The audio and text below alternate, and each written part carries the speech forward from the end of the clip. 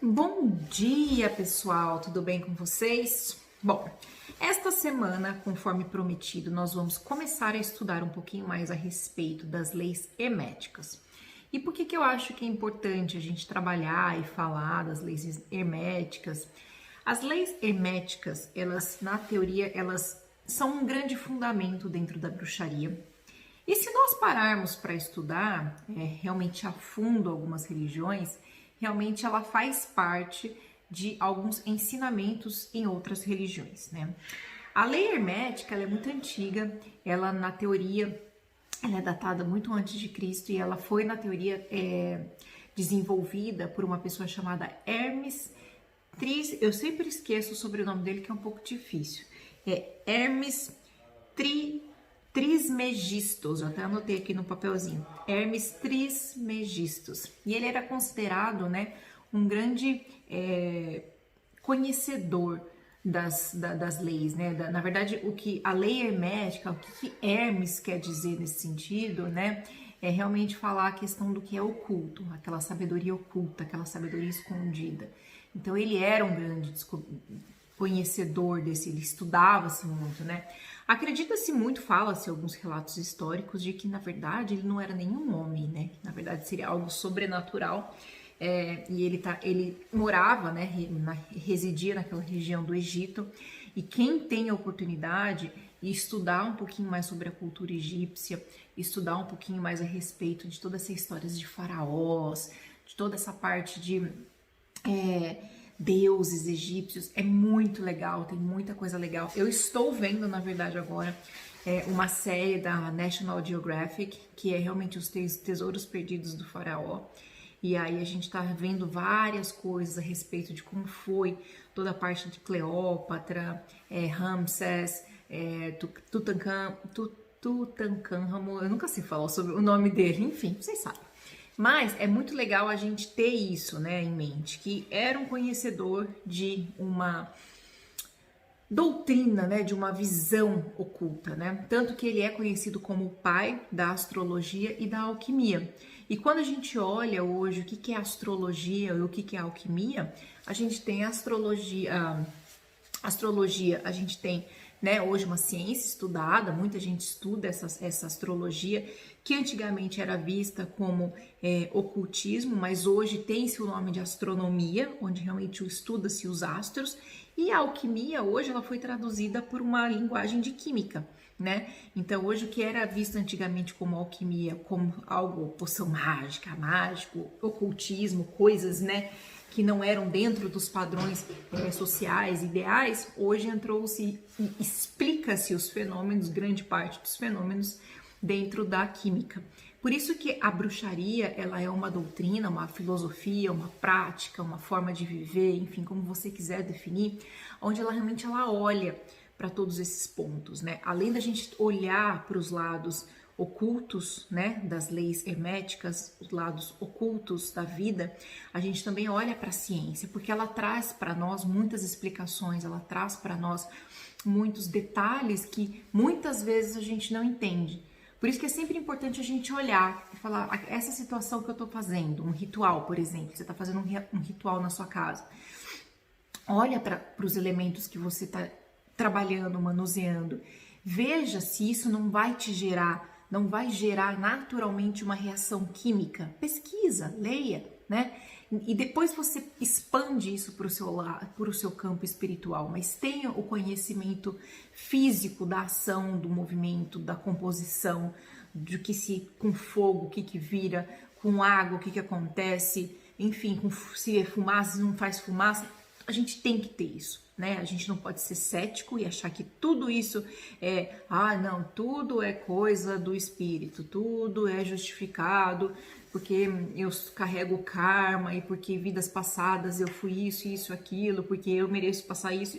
Não, algumas explicações fazem parte dentro da ciência, por isso que a ciência avançou, né?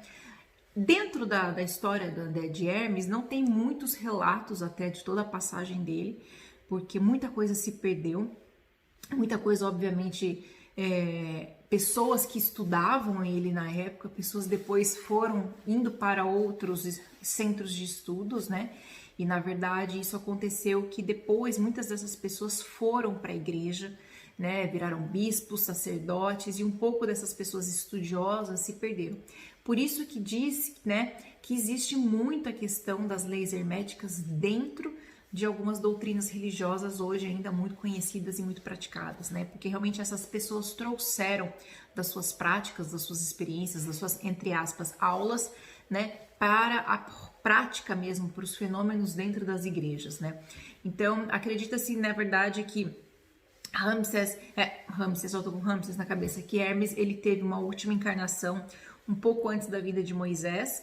Então, realmente é datado de muito tempo, não tenho muita informação histórica a respeito dele, mas falando a respeito da importância que ele trouxe pra gente. Hoje, nós vamos começar a estudar um livro, né? A gente vai começar a falar amanhã desses princípios que eu estou estudando, terminei de estudar e estudei. Então, quem tiver ou quem quiser acompanhar, esse é o livro De Kybalion.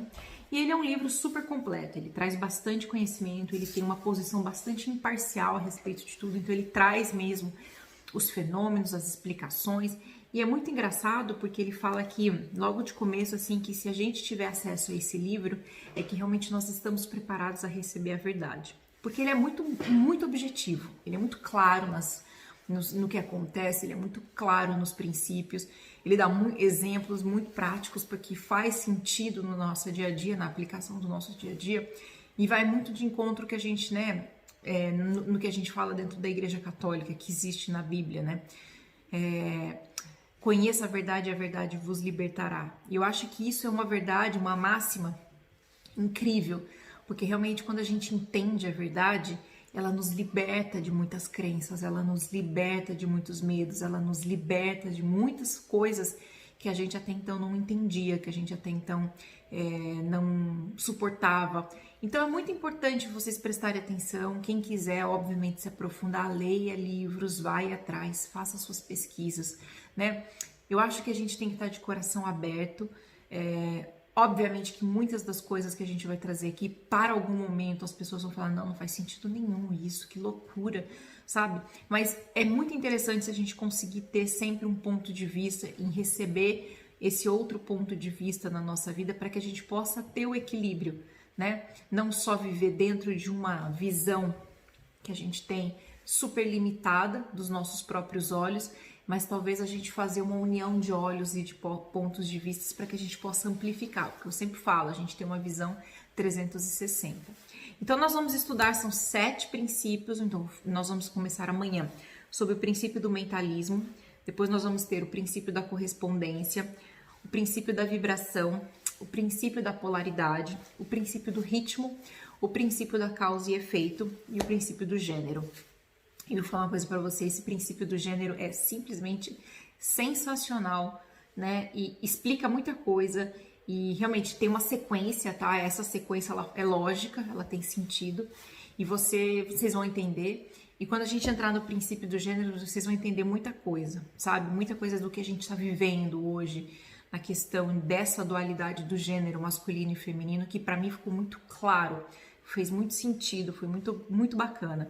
Então, o que eu quero trazer hoje para vocês é que vocês realmente entendam que a gente vai entrar numa linha de estudos nessa semana e a próxima semana, onde a gente vai falar um pouquinho mais desse embasamento teórico que compõe a bruxaria e algumas outras doutrinas religiosas, para que vocês possam receber isso de alguma forma positiva na vida de vocês e que vocês entendam que isso vai trazer um pouco mais de conhecimento, vai ampliar um pouco mais as suas perspectivas, as suas formas de interpretação de muitas das situações nas quais você está inserido, sem trabalhar somente no teórico. Eu não gosto muito de falar só no teórico, eu gosto muito de tentar trazer principalmente exemplos pessoais meus, para que fique uma coisa mais real, uma coisa mais prática, né? Porque falar de teoria é legal, mas e a prática? Como funciona disso tudo? A prática muitas vezes é totalmente diferente. Então eu gosto de tentar lembrar e associar com situações pessoais minhas, porque é uma pessoa comum, uma pessoa que tem a mesma vivência que você, tem as mesmas dores, sentimentos, angústias, problemas,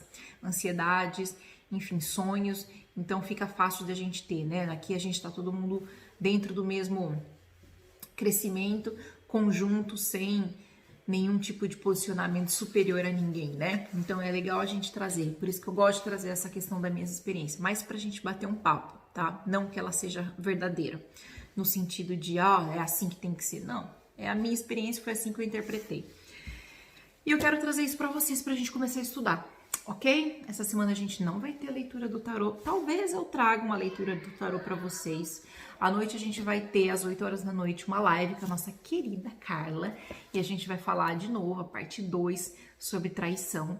E a gente vai falar mesmo da questão da consumação do fato, do ipus finalmente, do tchaca-tchaca na muchaca, como dizia o programa do Ratinho.